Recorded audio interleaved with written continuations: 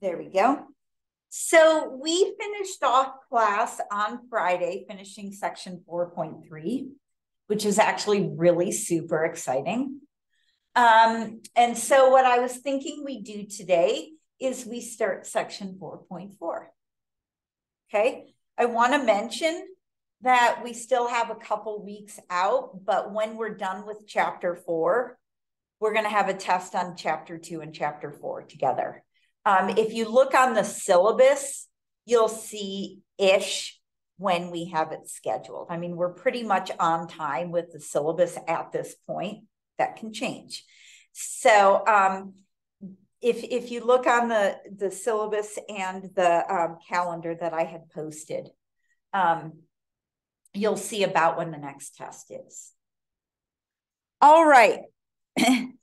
Are there any questions or anything before I jump into 4.4?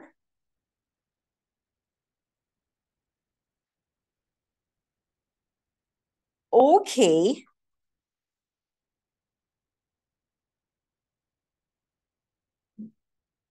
Well, I know I say it all the time. This is a really cute section.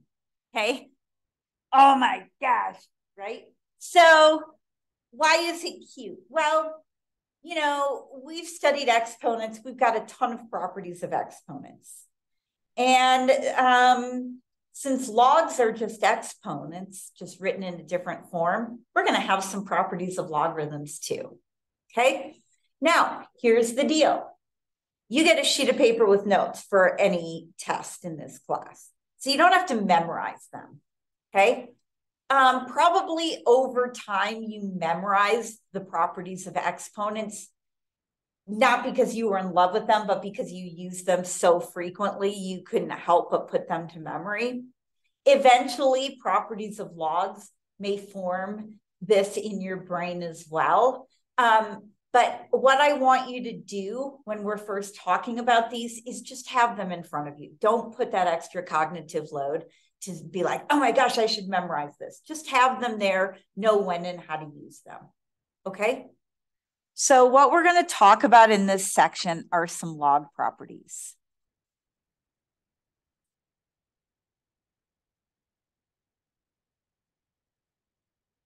All right. And there's not a ton to this section, but there's a lot of different ways of playing with these things. And so I kind of want to take you through all of our fun ways of playing. Oh, that's really interesting. Okay. So far, we've established the following. We know that log base a of a to the x is equal to x. We know a to the log base a of x is equal to x. Again, these are both true since they're inverse functions. We also saw that log base a of x to the r is equal to r times the log base a of x. This was like the most spectacular, beautiful formula ever because it helps us find the value of our exponents. Well, there's more properties of logs. And that's what I want to talk with you a little bit about. I'm going to list them and then we'll put them to use. And as I list them, I'm just going to put them all here so they're all in one place for you. I'll briefly explain why they're true. Okay. So if you have log base a of the product of two things, x times y, you can break that up into two separate logs. So the log of a product is the sum of the logs.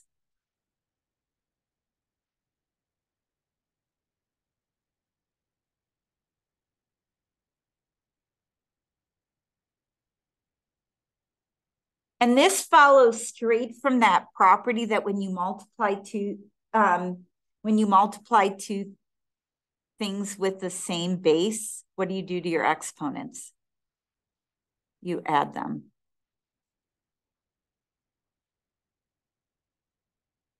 Similarly, when you have the log of a quotient, that's the difference of the logs.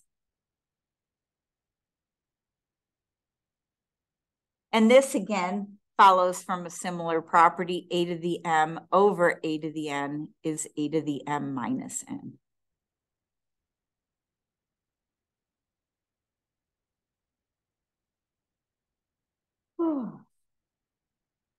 You with me this far?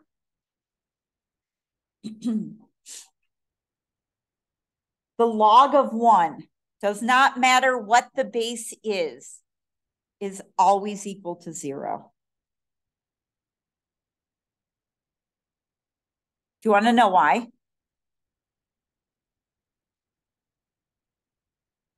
Yeah, because if we were solving this, we'd say log base a of 1. Well, let's call that m since it's Monday. If we want to solve for m, don't we change it to equivalent to exponential form? A to the power of m equals 1. What is the exponent that will always get you equal to 1? 0.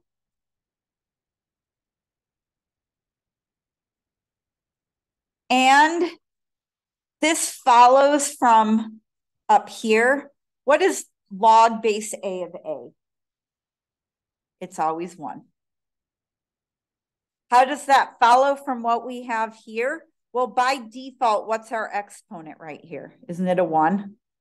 And so since the base of the log is the same as the base of the exponential, you're left with the exponent.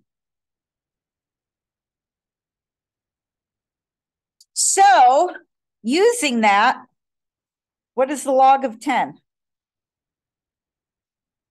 1. And what's the natural log of e? Someone else say it. It's the natural log of e.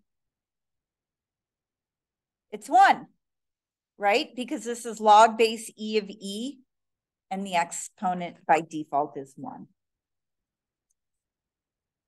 So you want to have these properties in front of you. Okay? 1 second.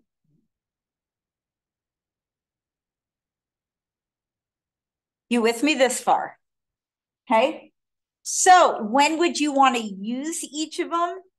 Well, if anyone's going on and taking regular calculus, you're going to love these properties because when you take the derivatives of logarithms, you're going to want to break them up. Okay. So going from left to right is so important if you're taking like Math 171. Okay. If you're not taking Math 171, you're not really going to go too deeply into it anyway. But okay. But what I want us to do right now is play with these properties a little bit just to get us some familiarity. Hold on. Okay. So in order to get us the familiarity, in these at first, you are not computing anything, okay? What we're going to do is just get ourselves used to these equivalences using these properties so that we get nimble with them.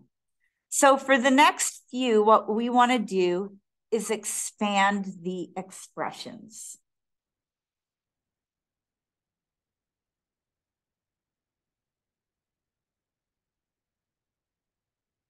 Now, eventually, I want you to be able to do this in just a couple of steps. Okay? What do I mean by expand? In other words, you want to write this as the sum and difference of logs. Okay? Well, notice, aren't I multiplying here and then dividing here? So we could write that as the log of a squared plus the log of b cubed minus the log of c to the 5th. Are there any questions how I got that? Right? When you're multiplying, you break it up as the sum. When you're dividing, it's the difference. We almost got it. What can I do with my exponents? Bring them down in front. So when they want you to expand things in your online homework, they want you to take them this far. So it'd be 2 times the log of A plus 3 times the log of B minus 5 times the log of C.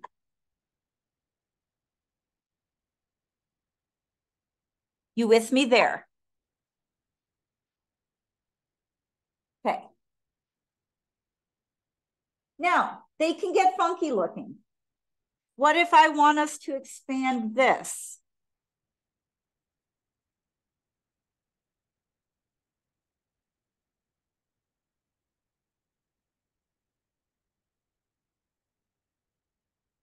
The first thing that I would do is I'd get rid of my radical. I would first write that as the natural log of x to the negative 3rd, y to the 2nd. And how do you write the square root in exponent form? 1/2.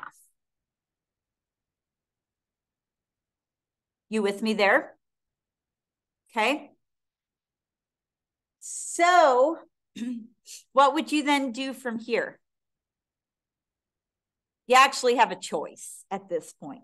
We could bring our exponent down in front right now and then clean this up, or we could bring our exponent into each of these values here since we're multiplying. What would you do? Okay, so if we do that, we'd have 1/2 times the natural log of x to the negative 3rd, y to the 2nd. If anyone would bring the 1/2 in, I'm happy to show you after this how you would get to the exact same place. Okay, now what we want to do is break this up. Well, we're multiplying in here. So if I'm going to break this up into 2 separate logs, how would I do that? I'd have 1/2 natural log of x to the negative 3rd plus the natural log of y squared.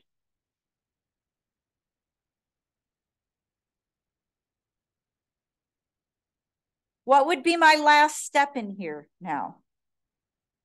Wouldn't I bring my exponents down in front? So I'd have negative 3 log x plus 2 log y.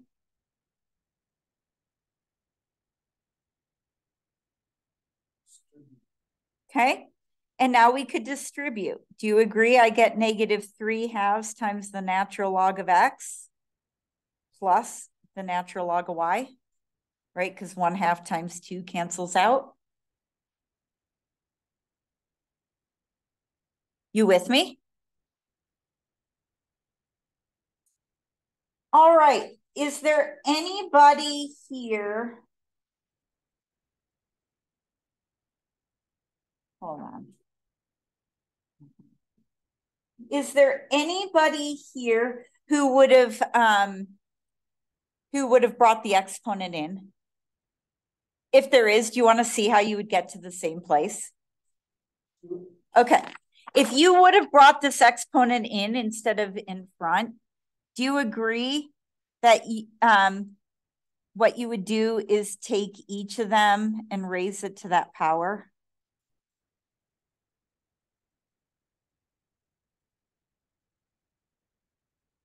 So doesn't that give us the natural log of x to the negative 3/2 times y? Right? Because when you raise something to a power raised to another power, you multiply your exponents. Now here I would break this up into the sum. I have the natural log of x to the negative 3/2 plus the natural log of y. What would be my last step here? Bring the exponent down in front. And didn't we end up with the exact same thing? Isn't that cool?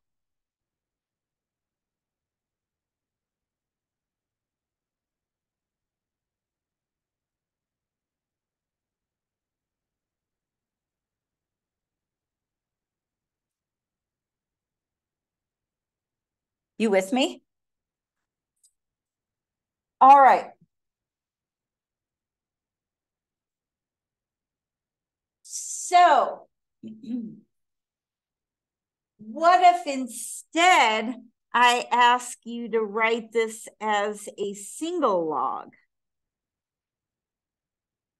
And we have 2 log x plus 1/3 log y minus log of z. Now, our goal in the end is to say log of some shipwreck.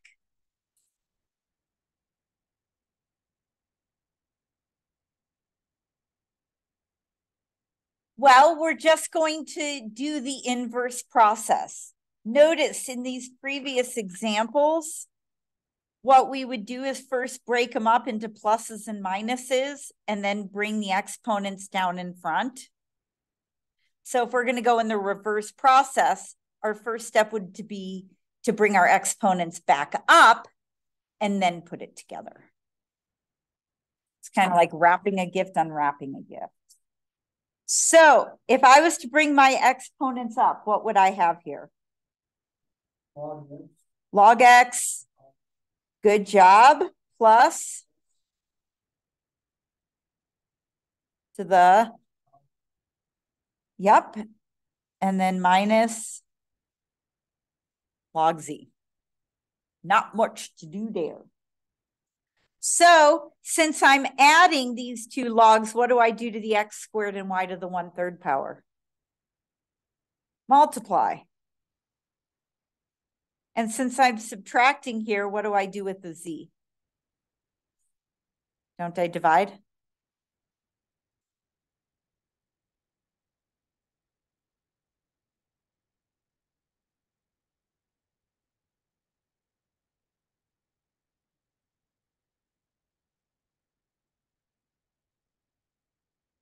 You ready? Okay.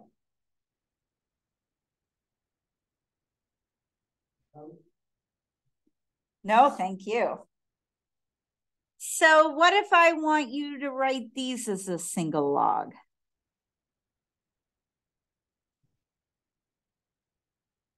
Log base 3 of 32 minus log base 3 of 4.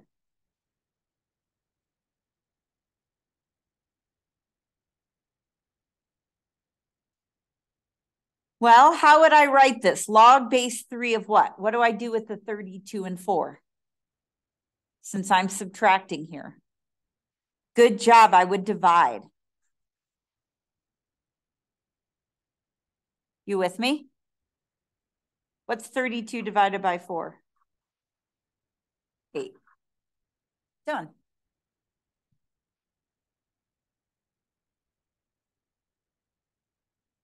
What if I want you to write this as a single log?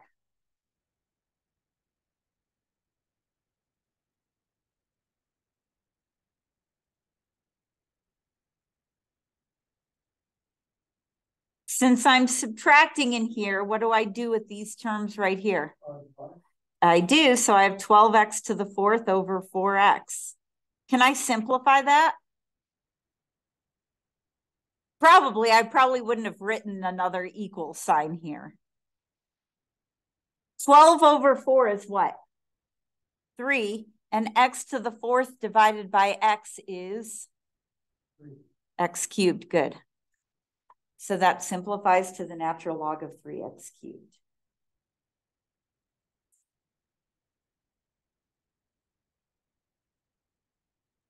What if I have the natural log of 4x squared plus the natural log of 3x cubed? Could I write that as a single log? Yep. What would I do with the 4x squared and 3x cubed? Multiply. So I take 4x squared times 3x cubed So that's the natural log of what? 12x to the fifth power. Beautiful. Right? When you multiply two things with the same base, you add your exponents.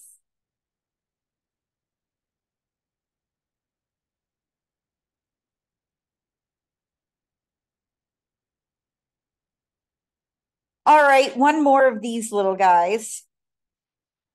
Aren't these chill? It's an okay Monday afternoon thing to do, right? What if I have 3 log x plus 2 log x cubed? And I want to write this as a single log.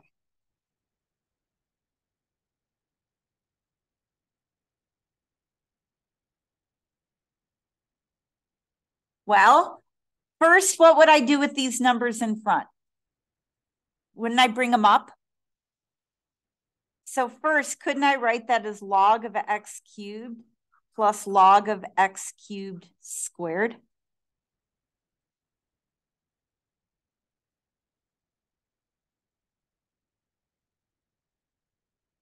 All right. Well, do you agree that's log of x cubed plus log of x to what power?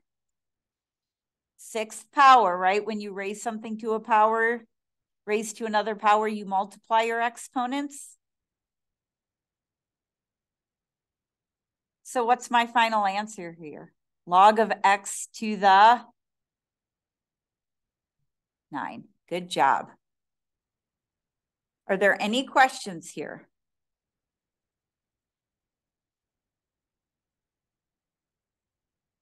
Aren't these cute?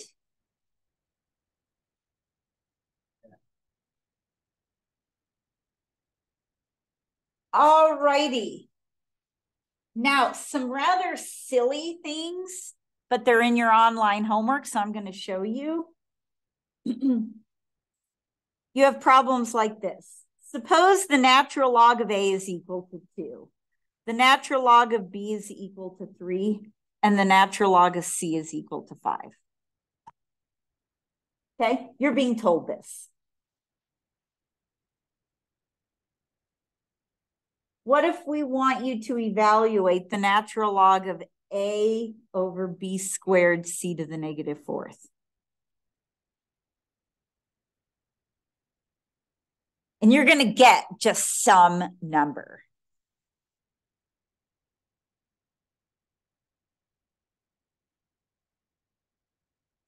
The first thing you would do is break this up into separate logs. Okay, we know what the log of A all by its lonesome is, log of B, log of C. Okay, so tell me, how would I break this up? Well, first off, wouldn't it be the natural log of A minus the natural log of B squared C to the negative 4th? Right, because I'm dividing, so I subtracted. Now I got to continue and break this guy up. So that's the natural log of A minus, well, wouldn't that be the natural log of B squared plus the natural log of C to the negative 4th? Notice I have parentheses here, though.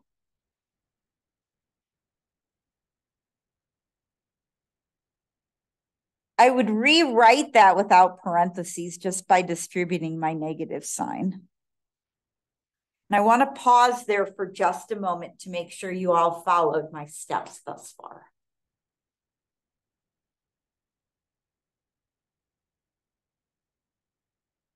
There's a little moral of the story that I'm going to mention right in here. See how this is in your numerator and both of these are in your denominator? Okay. In the end, you could have just written minus the log of that, minus the log of that, since they're both downstairs. But I just wanted to show you why that happened. All right, what would be my next step? Exponents down in front.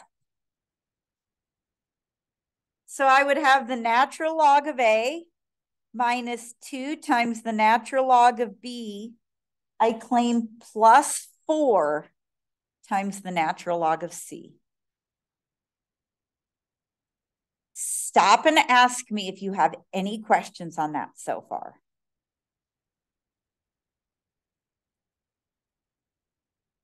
Okay, we can do it. Log of A, what's that equal to?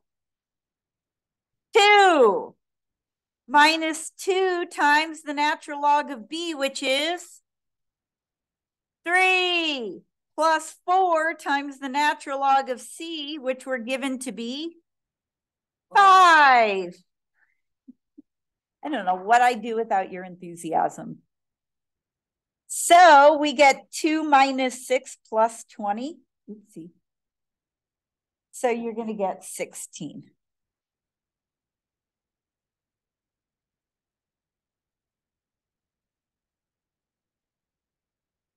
Do you want to do one more of those? Or given the fact that you have to do them for homework, do you want to do one more of those? Okay. Okay, we still have natural log of A is 2, natural log of B is 3, natural log of C is 5. Now we want to find the natural log of the square root of AB cubed C to the 4th.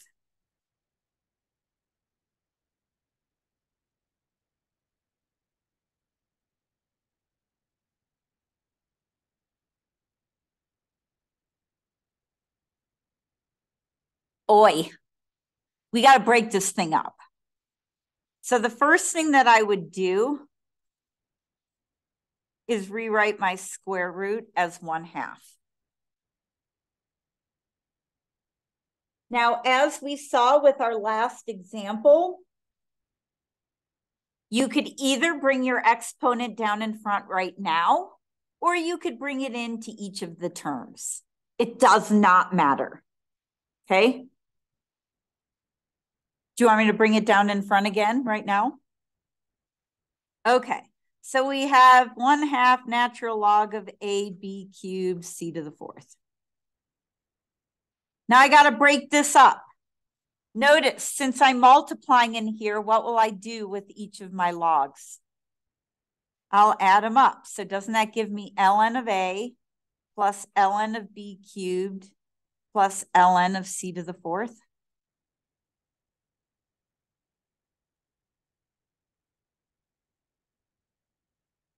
And finally, I'm going to just bring these other exponents down in front. I have ln of A plus 3 ln of B plus 4 ln of C.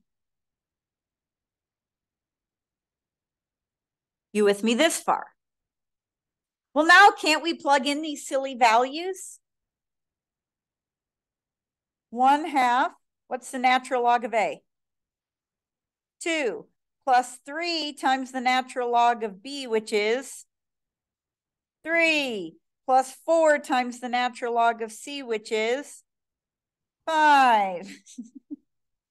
So we have 2 plus 9 plus 20. So what do we have here? 31. So we get 31/2 or 15.5.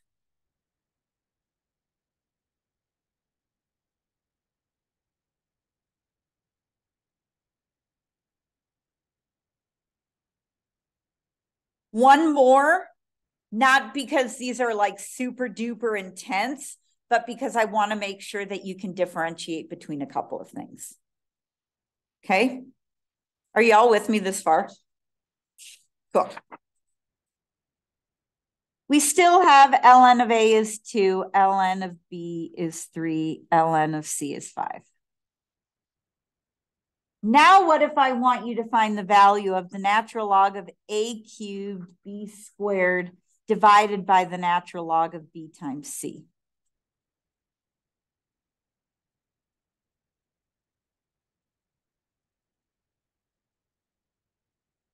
Remember, we have the property that the natural log of m over n is the natural log of m divided by the or the natural log of m divided by n is the natural log of m minus the natural log of n.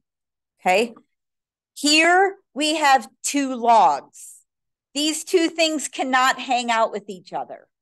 Okay. Essentially, you're plugging in a cubed b squared into a function. You're plugging bc into a function. You can't just nix those functions. Okay. So in a situation like this, you can't say, well, this is the natural log of a cubed b squared minus the natural log of bc. Okay. We could rewrite the numerator as the natural log of a cubed plus the natural log of b squared. And we could rewrite our denominator as the natural log of b plus the natural log of c.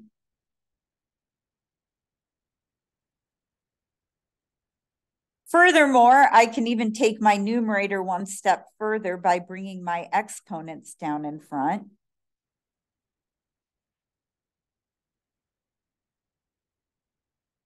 But now I would plug in those values. Does that make sense? So it's different if you have the natural log of something over something rather than the natural log of something divided by the natural log of something else. And not that we really care, but that's 3 times 2 plus 2 times 3 over 3 plus 5. So we get 12 over 8, which is 1.5. And my goodness gracious, that's pretty darn cute.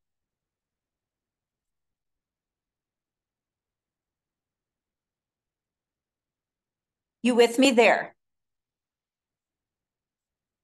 Isn't this nice and sort of chill? So there's a little more to do in this section. There's not a lot in this section, and there's not a lot in the next section.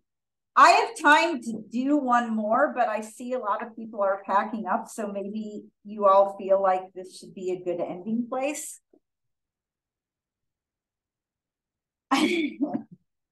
Well, we can have it be an ending place if you want to. I have like 10 minutes at the start of class Wednesday, and we'll be done with this. Awesome. Have a good day.